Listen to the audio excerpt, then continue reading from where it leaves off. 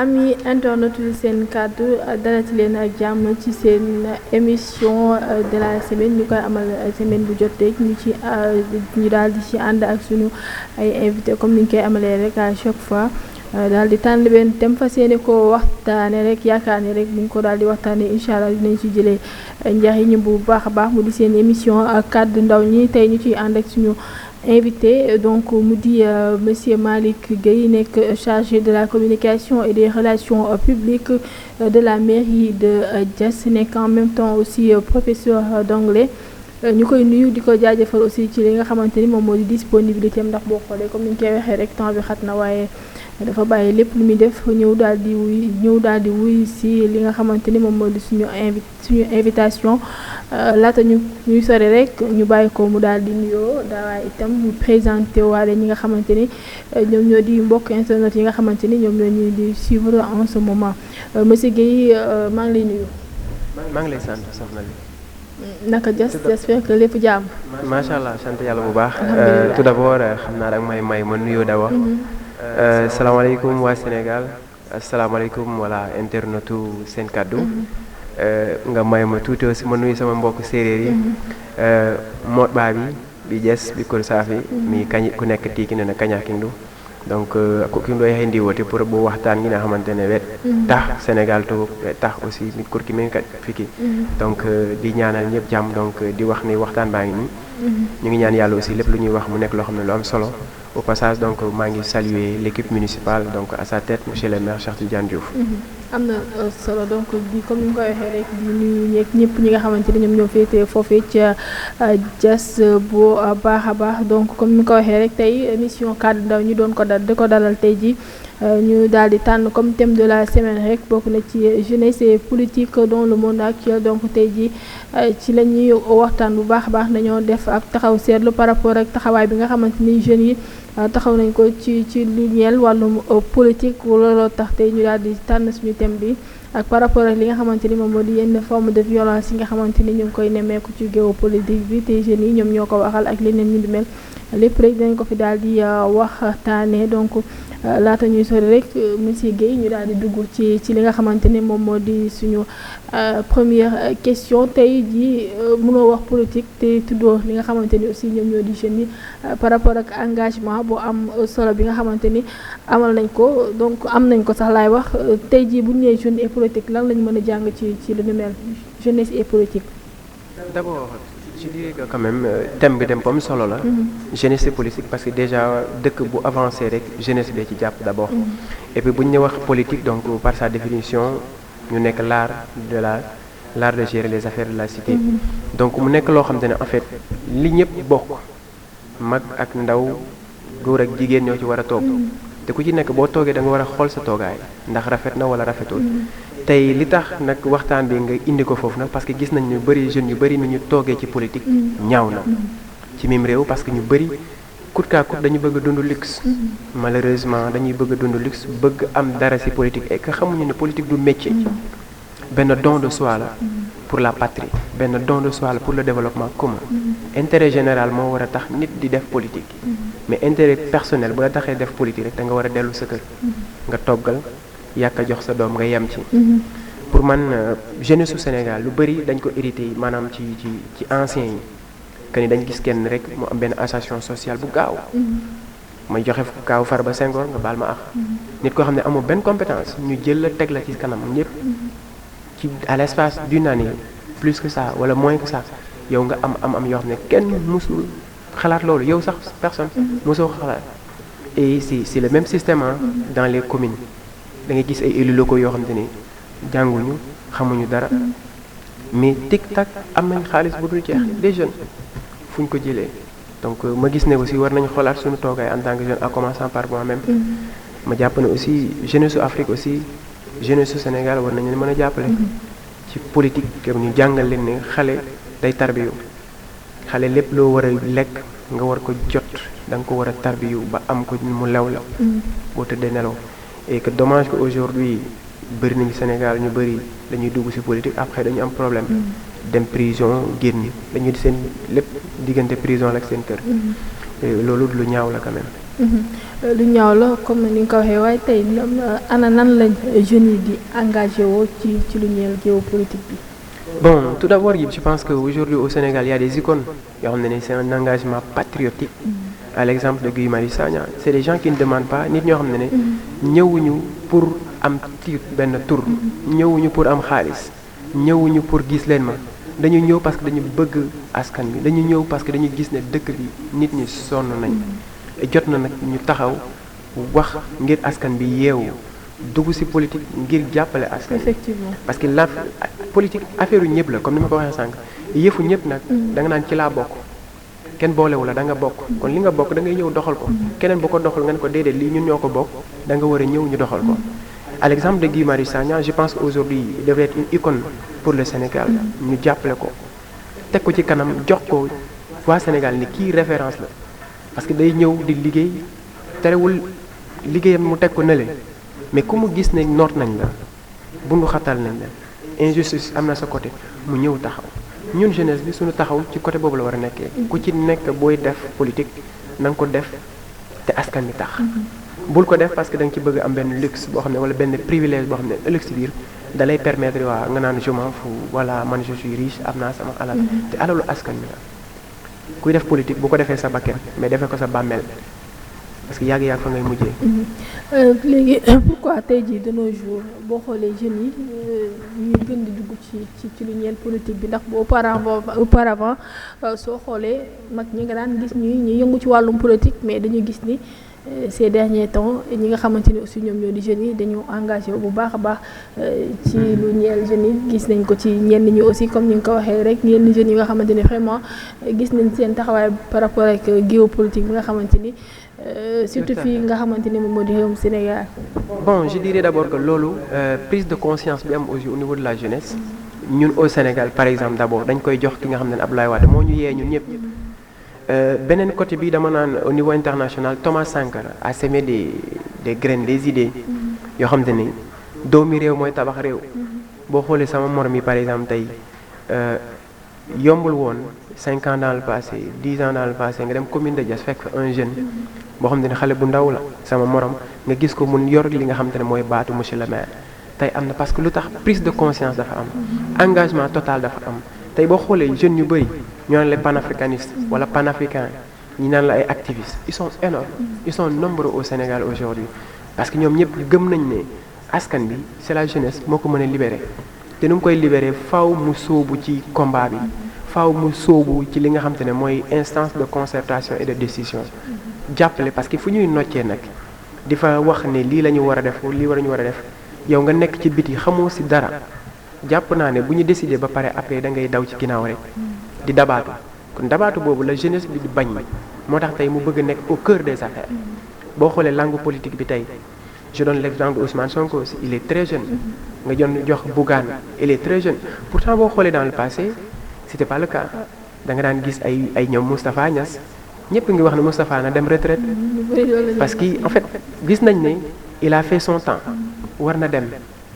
jotaay bi nag dañ ci soxla ñaar mag ak ndaw mais soxlawuñu ne dañuy teg mag yi ci kanam saa su ne day am solo trop parfois nga teg mag benn xale ci kanam ngeen koy orienter di ko guider parce que nit ki boo tàggatul sa bu ñu ko wax boo formé wul sa njaboot en tant que père de famille yow boo demee ba nga commencé xalaat ne dee ngi bëgg a jege si te amoo benn doom ci biir famille bi koo xam ne wóolu nga ko ne kii su ma demee day mën na assurer kër gi walaay yow da ngay tiit parce que daf la leer ne li ngay bàyyi ci ginnaaw ku koy toppatoo amu fi te Sénégal aujourd'hui ñun suñu problème loolu la jeunesse baa ngi nii ñu bëri ñu ngi laaj boo xoolee élection 2022 yi boo xoolee dans beaucoup de communes ay jeunes kese ñoo tàllal seen loxo jeunes kese ñenn ñi moins de 30 ans ñu tàllal ne jox leen ma mairie bi ma doxal ko parce que lu la jàng nañ am nañ compétence et c'est des gens honnêtes sincères dévoués ba pare am engagement boo xam ne ni bu amul fenn ñoom ñëpp dañuy gis seen bopp ci genre Guy Marius Sagna genre Thomas Sankara ñi nga xam ne en fait ils sont battus pour l'Afrique donc ma gis ne li war a engagement bi mooy que prise de conscience bi tey dafa yokk masse critique bi dafa yokk ba ay xale yu ndaw tey ñooy def ay débat politique di ci wax pour man looloo tax seen engagement bi tey ñoom dugg. tey jii ban rôle la jeunesse bi am ci géopolitique bi. rôle lu jeunesse bi jàpp naa ne moom son rôle en tout cas de premier plan d'abord mooy sensibilisation parce que jeunesse d'habitude lu mu am mooy xadar lu mu am mooy cawarte lu mu am mooy que mën naa wax mais xale buy wax nag day fekk mu maîtriser lu muy wax xale buy wax day fekk xam-xam tegu ci parce que du ñu jox nit ki kàddu ngay wax parce que da nga war a wax non lépp booy wax parce que yow yaa war a wax te fi nga war a wax mu jot te boo xoolee tey jeunesse su Afrique wala jeunesse su Sénégal aussi ñoom dafa jot ñu jox leen kàddu ñoom ñu ngi dugg di sensibiliser di dépasser seen lépp di def loolu mag mënul di doxee dëkk ak dëkk mais xale yi tey mën nañ doxee par exemple Médina ba Fass wala Médina ba Wokam juste pour sensibiliser prise de conscience boobu ñoom ñoo ko mën a def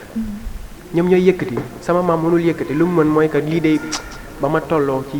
amoon na li ma def mu nettali ma démbam ci démbam ma jàng ci en tant que xale pour que loolu ma éviter ko suba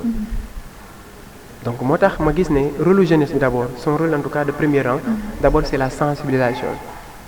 à ce que ñëpp am une prise de conscience que ne ñu jox la benn 10 000 nga votel ma loolu corruption la baaxul ci mim réew ñu yeb la ci ay kaar yóbbu la ne meeting loolu xeetu corruption la meeting yi ñuy faral di nemmeeku ñoom ñoo koy fees jigéen yeeg waa xam nga ñun dañu hérité benn système boo xam ne malheureusement c'est un système esclavagiste nga baal ma ci kàddu bi lu tax parce que sama maam wala sama yaay yu bëri dañ leen di jëlee marché ñuy jaay ci benn condition yu métti moom journée bi lu muy gagné c'est 2000 francs 2000 francs lay gagné mu gis ne yow boo ko jëlee benn meeting di nga ko fay 10 000 francs fa lay bàyyi activité am pourtant waroon nga ko mën a fekk ci marché nga yokk ci 10 000 bi nga ne ko lii man maa la ko jox mi dama bëgg nga jëndee ko ay marchandises pour nga mën a ñoŋal li ngay def sa activité bi mais malheureusement ñun bu ñu lay fay xaalis dañ lay jox xaalis pour nga topp ñu système laadum la parce que ñun jigéen ñu bëri dañ leen jàppee comme ay laadum lañ leen voilà xontu jox leen fu ñu leen sox ñu topp te alors que jigéen tey la femme a un rôle très très primordial pour en tout cas le développement du pays à travers quoi d'abord ça commence au niveau de la famille ci yar ba bu ñu fa jógee ñu dem ko tey am nañ ay jigéen ñu bëri ñoo xam ne ni ñu ngi macha allah elles sont autant pour moi aux instances de concertation et de décision di joxe seen xam-xam di def lépp dama lay jox exemple Amsatou Sow Sidibé yombul woon jamono pour nga am benn professeur bu mel ni moom yombul mais tey am na parce que lu tax prise de conscience am na moom mu gëm ne war naa mën a bokk ñi xam ne ni ñoom ñooy doxal réew mi ba mu bokk ci. ñu gis ni exemple yi nga xamante ni exemple d'engagement yi bëri na mais est-ce que mën nga ñu citer rek benn exemple bu nga xamante ni mën nañ ko jàpp comme engagement bi nga xamante ni jeunes yi am nañ ko ci wàllum politique. góor wala jigéen d'abord damay wax engagement politique parce que ñu bëri dañ la naan politique waaw du ma def politique mais kenn mënul daw politique organisation bu baax rek la et li ma la wax sànq aujourd'hui mënuñu wax keneen ku dul Guy Marius Sagna au Sénégal en tant que jeune booy wax dëgg na kii muy def politique waaye politique bu baax bi la mais est-ce que nekkul moom peut-être activiste la wala yéen da ngeen ko jàppee comme. non xam nga nit ñi en fait bu ñuy wax moom danaan moom il est apolitique genre. malheureusement les gens aujourd'hui c'est-à-dire que li ñu tubaab bi jox mooy que pour nga nekk politique faa nga bokk ci benn parti. ñu nekk ci parti yi ay politiciens la mais un vrai politique c'est un patriote. ku bëgg réewam la dugg ci li nga xam te ne mooy doxal réewam di ci def kéemtalaay kattan di ci def xam-xamam di ci def dooleem di ci def alalam tey mënoo wax ne Guèye nekkul ci ñett yooyu xam-xam mu ngi koy joxe alalam mu ngi koy joxe dooleem mu ngi koy joxe ngir lan du pour boppam du pour doomam bu jigéen bi du pour famille am mais pour Sénégal la te boo xoolee secteur bu ne da ciy dox secteur bu ne bu déggee ni ñi am nañ problème mu dox fekk si leen waxtaan ak ñoom fexe ñooñu ñu mën a ki ma ciy teg aussi mooy que l'exemple d'Ousmane Sonko dama naan aujourd'hui c'est un jeune politique boo xam c'est l'espoir du Sénégal Ousmane Sonko bu wanee jikko yu sunu maam yi wanewoon rek maanaam politiciens yu yàggee bu ko wanee rek pour ñu amaat beneen politique boo xam ne dinañ ko wóolu du yomb parce que ñëpp dañ naan ñëpp nuroo ñëpp bokk ñëpp mel Ousmane Sonko tey la Ousmane Sonko démb Macky Sall la woon tey Macky Sall ñëpp ko désavoué jeunesse bi bàyyi na ko mais boo xooloon en 2011 dañ ko tegoon fu wóor. jeunesse yi ñoom ñoo ko faloon quand même. ñoom ñoo ko faloon parce que daf ñu wan ba pare loolu amul fenn yaru di wax lu leer mais lu mu waxoon yëpp dara taxawu si ne du ma mës a fal ki nga xamante ne ñoo bokk deret Aliou Sall fal na ko yu bëri na fii justice à deux vitesses am na fii sous-emploi bu dul jeex am na fii noot nit ñi liberté d'expression amu fii ku fi wax rek ñu teg la yenn manifestation kese ñu fekk ci la dóor yu méttee métti donc kooku day dem ba ne boo xool li mu waxoon dem ba aussi bi nga xamante ne ñu ngi ko doon xeex yu ni mel boo xoolee aussi jamono ji peut-être ñu ci bëri jàpp nañ ni dafa xaw a suuxee aussi. démocratie en fait en Afrique pour nga am démocratie bi nga dëgg du yomb maanaam ku lu waay neex wax wala ku nekk war a wax du yomb parce que lu tax ñun dañu yaree dafa am lu ñu yaree ñun en tant que africain sa papa bu la ne noppil da nga war a noppi sa yaay bu la ne noppil da nga war a noppi donc ñun suñu démocratie nañ ko coller à nos réalités africaines wala à nos réalités sénégalaises mais bu ñu ko bëggee def comme bu tubaab bi rek chacun a le droit de parler chacun a le droit de dire ce qu'il pense là je dis je suis désolé parce que ñun ak tubaab yi bokkuñu culture ñun ak tubaab yi bokkuñu réalité donc ku nekk booy jël sa démocratie da nga ko adapté selon say réalités locales wala nationales mais bu ñu ko naree jël suñu démocratie bu tey Sénégal ak bu France bokkul di leen rappeler que ni rek yéen a ngi seen émission kaddu ndaw ñi donc ñu dalal ki nga xamante ni moom moo di Malick Gueye nekk chargé de la communication et des relations publiques bu mairie bu Diass donc ñu am mbégte bu baax a baax tey dalal ko ci suñu émission bi nga xamante ni moom moo di ak seen émission kaddu ndaw ñi nga xamante ni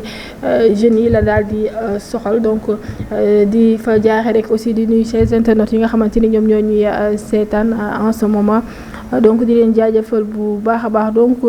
monsieur Gueye par rapport ak li nga xamante ni aussi moom moo di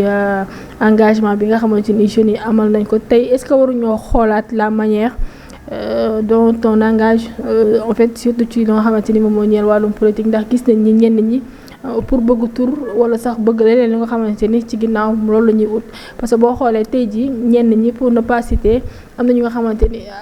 par exemple déggoon nañ fi Fouta Tampi koo xamante ni dafa engagé woon ba ñëpp di ko voilà ba ñëpp di ko voilà ba ñëpp di am contentement par rapport ak xeex bi nga xamante ni mi ngi ko amaloon mais après dañu gis li ci xew ba vraiment ñu bëri affaire bi daal di leen di surprendre est-ce que tey jii tamit côté boobu boo xoolee jeune la est-ce que tey jii aussi côté boobu tamit waruñoo xoolaat anam bi nga xamante ni jeunes yi ñi ngi ciy duggee aussi. tout d'abord Fatoumata Tampi dama jàpp ne en fait quelque part question de yarin la maanaam nit ki am na lu ñu lay yaree du am njëkk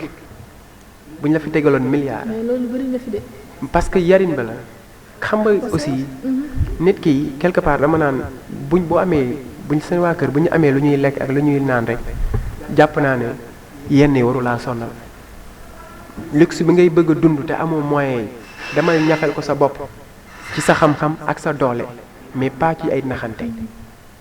gëw ma loolu li ma gëm mooy que doomi réew mooy tabax réew waaye doomi réew du tabax réew ak ay fen ak ay sàcc ak ay luubal loolu amul buñ ko naree def rek mooy tabax boo xam ne fondement bi baaxul yàgg day daanu des jeunes ñu bëri aujourd'hui ñu bëri dañu bëgg benn ascension sociale mooy li ma la wax sànq duñu liggéey te am xaalis loolu mënul ne parce que aussi ku nekk borom famille bu ne damay ñaan yàlla lépp li may indil sama njaboot neen soxna si toggal mu nekk loo xam ne lew na loo xam ne sàcciwuma ko fenuma ko triandewuma ko mais da ngay gis ñu bëri bu ñuy dugg ci politique c'est pour avoir les moyens pour avoir une richesse matérielle et la vraie richesse d'abord c'est la richesse morale mooy éducation nit gis nga ñun foo ñu tàggataat suñu bopp gis nga éducation système éducatif bi ñu teg au Sénégal foo ñu xoolaat ko ñu teg ko ci lu wóor teg ko ci li nga xamante ne mooy suñu réalité tant que delluwuñu cosaan di jàngale jom fulla fayda ak fit voilà ñu teg ko ci table bi di ko jàngale ci école primaire di ko jàngale ba université ñu koy firi ci suñu kàllaam on ne sera pas libre parce que nous sommes toujours prisonniers ci lan dañuy bëgg a xool télé bëgg a mel ni ñi nekk foofu noonu ñi di génn ci télé bëgg a mel ni tubaab bi ci solin ci waxin moo tax à chaque fois ñun dañuy am benn déviation bu doy waar te jàpp naa ni jeunes ñu bëri tey war nañ mën a génni si côté boobu noonu war nañ mën a génni et puis auto emploi lu leen mën a may dara la man personnellement je me dis par exemple man j'ai créé mon école boo xam ne man maa ko moomal sama bopp bañ a dépendre ci kenn avant may def ay politique nii nekk ci mairie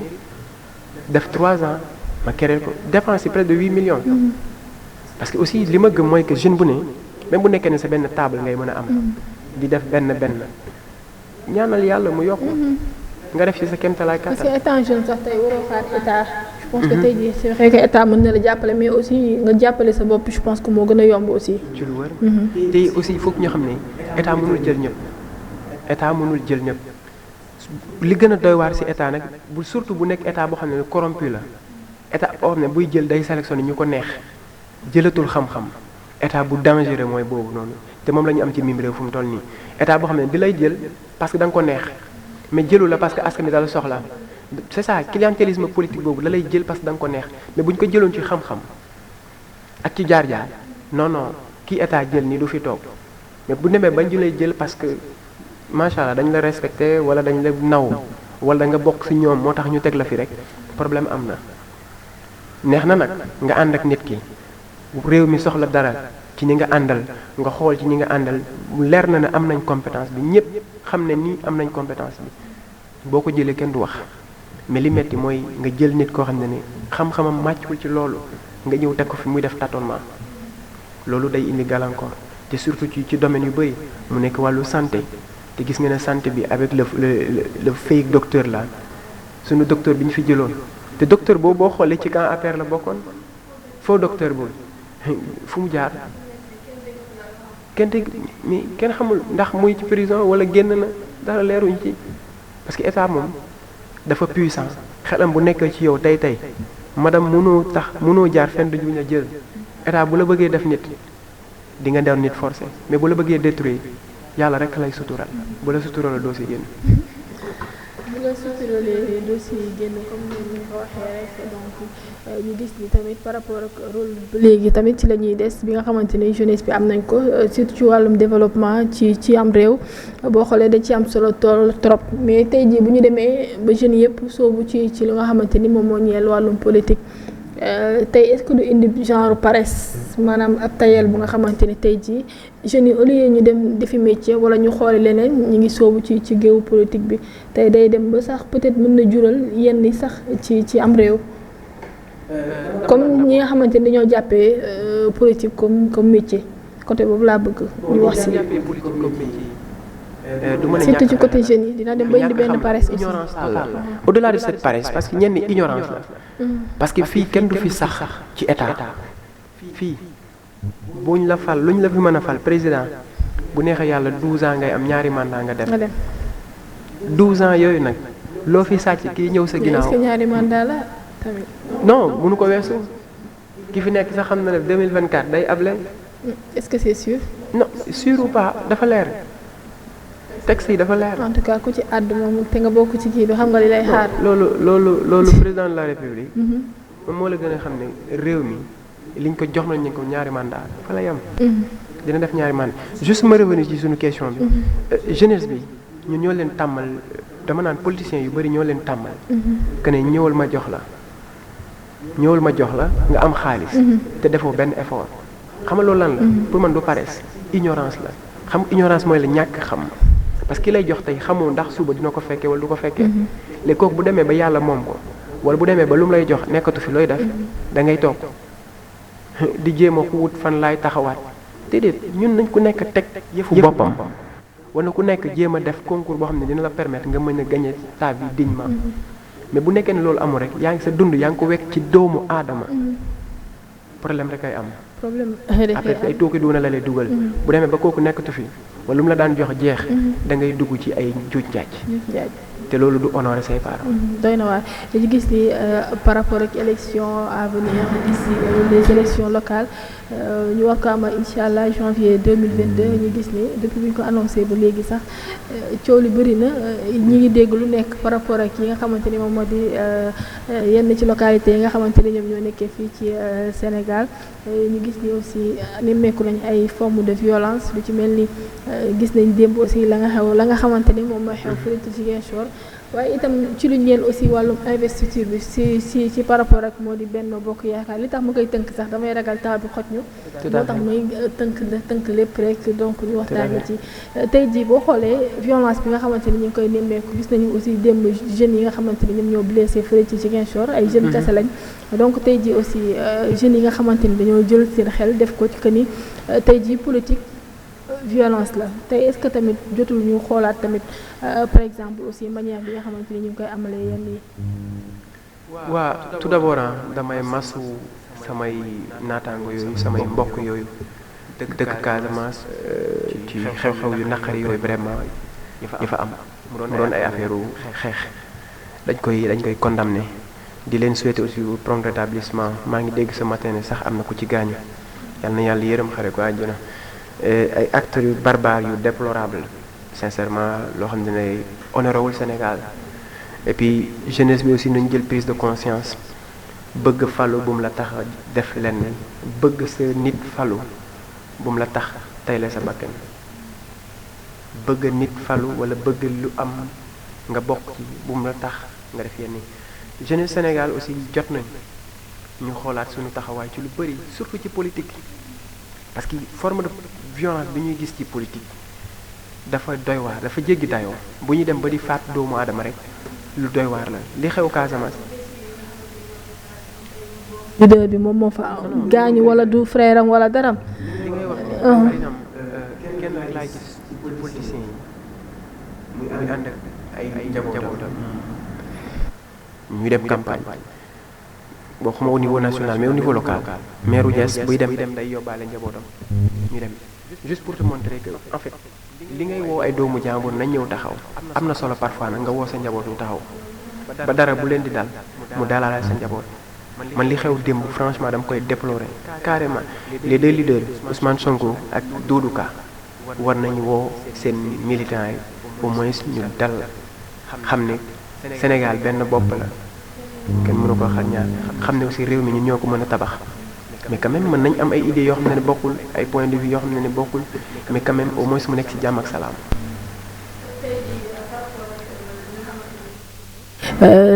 Investiture Benno Bokk Yaakaar yi pose énormément de problème parce que tey jii boo xoolee rek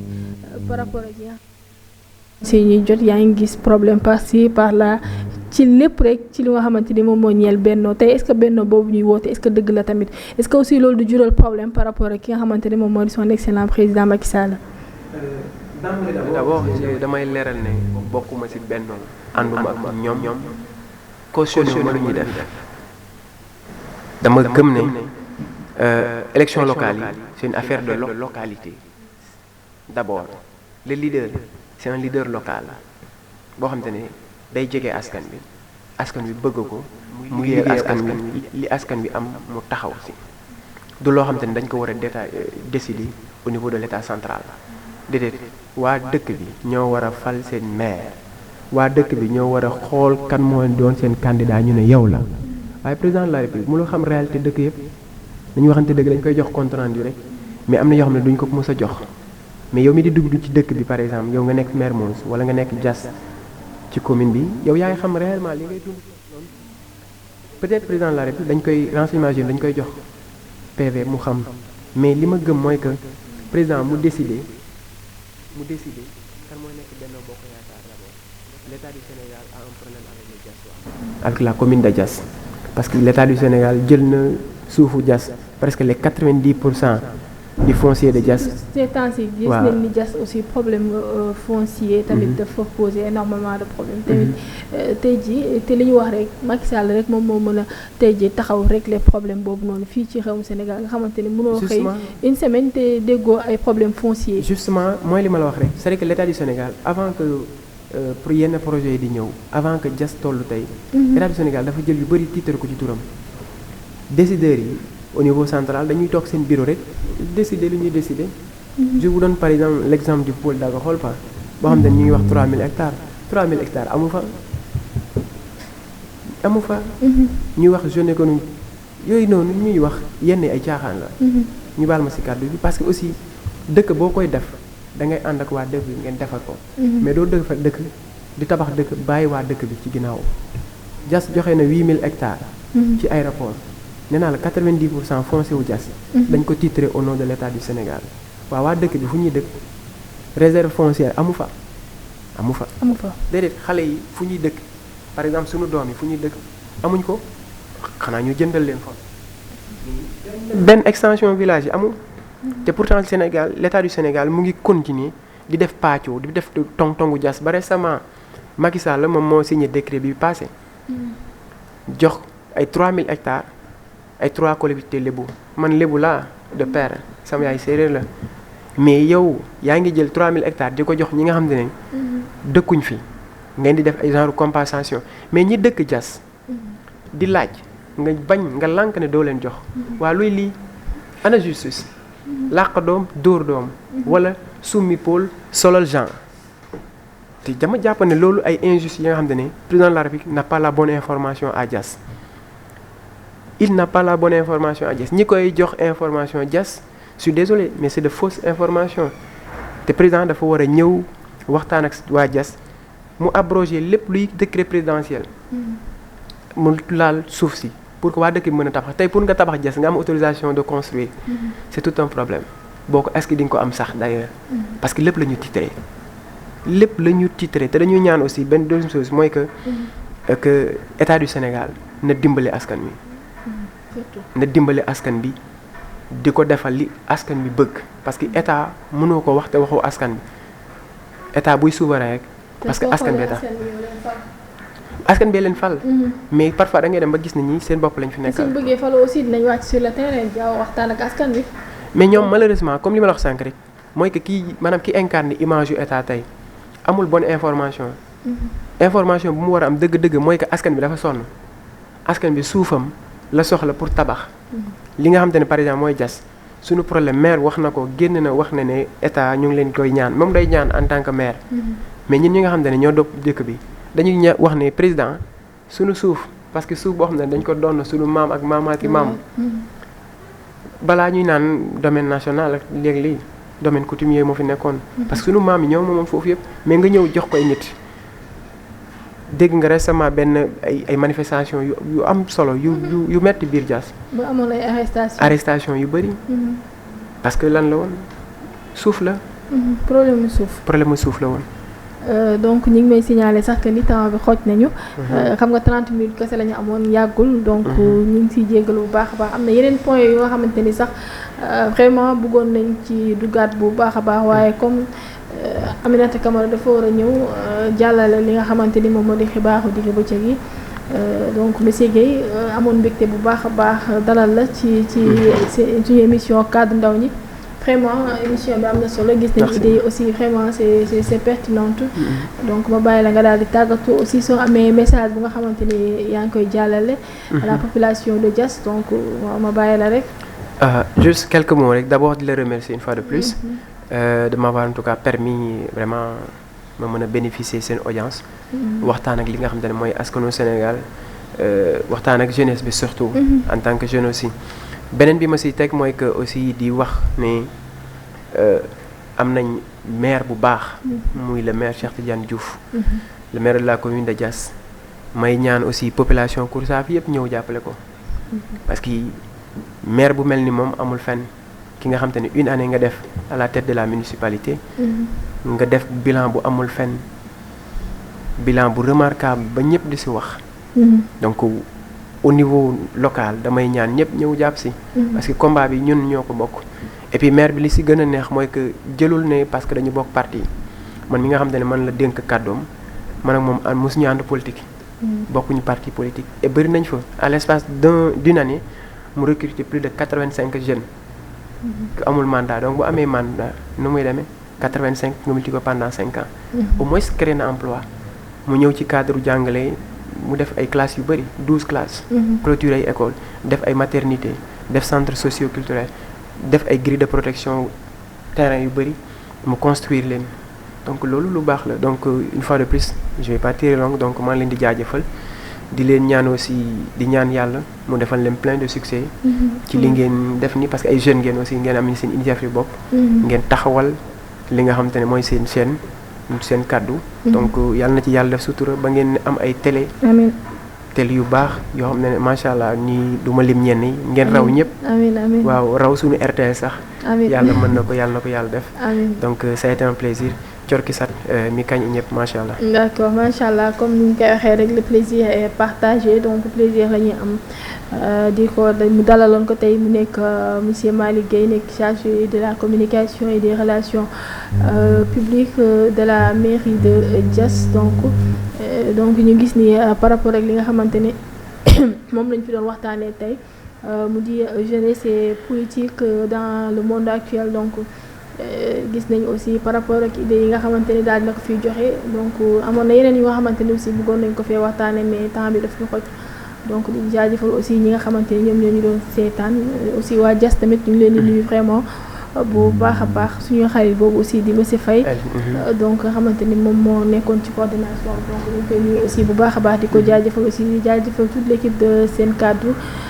ak ci Cheikh Noxo bi nga xamante ni moom moo nekkoon ci régie bi en même temps ci cadrage bi donc xam naa di leen jox di daje ci kanam tuuti Aminata Camara dina fi ñëw indi xibaaru digg bëccëg yi quant à moi aussi je vous donne rendez-vous demain matin inch'Allah ci seen émission les matinales di digital